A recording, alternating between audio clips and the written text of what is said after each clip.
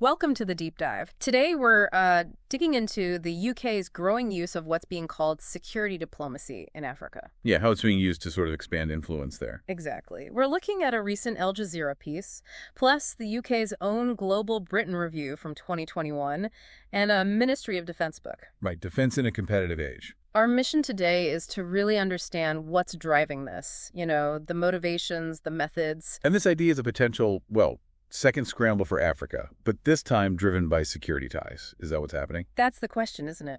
What are the tools, and what's the real goal? Well, it seems Brexit was a big catalyst. That March 2021 Global Britain review really set out a new path. A more assertive UK on the world stage. Pretty much. And Africa became this key focus area, not just for economic reasons, but importantly for security engagement, too. Okay, so let's get into the why.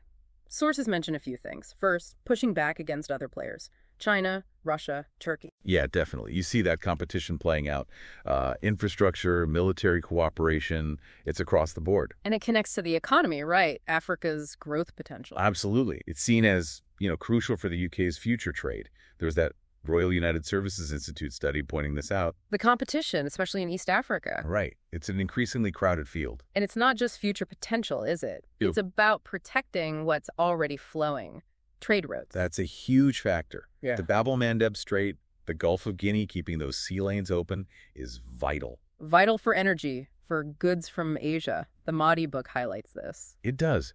And then there's the push to manage illegal immigration into Europe. By tackling root causes, like conflict or climate change in Africa. Exactly. Foreign Secretary Lamy's recent funding announcement, that $84 million package, partly targets that, trying to sort of dry up the sources, as the saying goes. Right, which ties into previous approaches we've seen. Okay, so motivations are clear.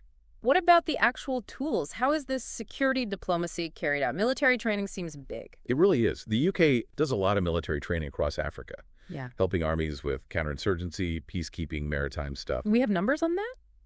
Well, back in 2017, the government said about two-thirds of the UK's global short-term training days were spent in Africa. That's around 18,000 training days a year. Wow. Any specific countries? Oh, yeah. Nigeria and Kenya, for instance, tackling armed groups, land-air integration. Somalia, training elite forces, counterterrorism. But also places like Tunisia, Mali, South Africa, Sierra Leone.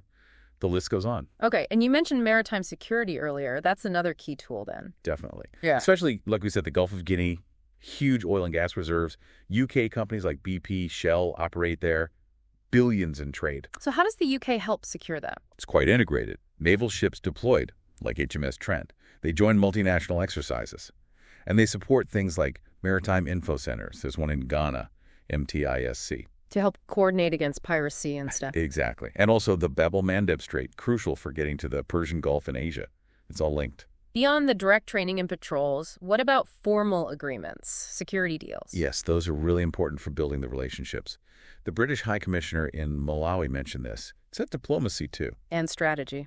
Positioning the UK as a partner. Right. Countering rivals, maybe like Russia's Wagner Group, promoting the British military, brand training equipment. It can help UK military exports, too. Any examples of these deals? Sure. There was a defense cooperation agreement with Kenya in 2021.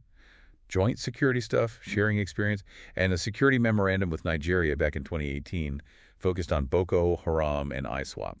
Got it.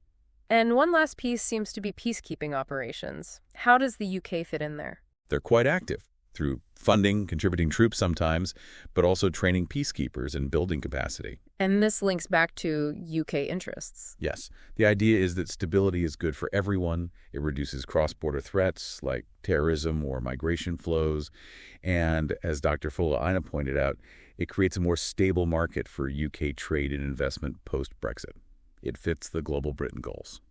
So pulling it all together, it seems the UK is really weaving security partnerships into the fabric of its Africa policy. Yeah, it's a core component, driven by that mix of geopolitics, economic goals, and, security needs. Which leads us to a final thought for you, the listener. Given all these drivers, the competition, the economics, the security, and these methods we've discussed, how do you think African nations themselves view this evolving relationship with the UK in the long run? What might they see as the upsides or, the potential downsides of this deeper security engagement? Something to consider.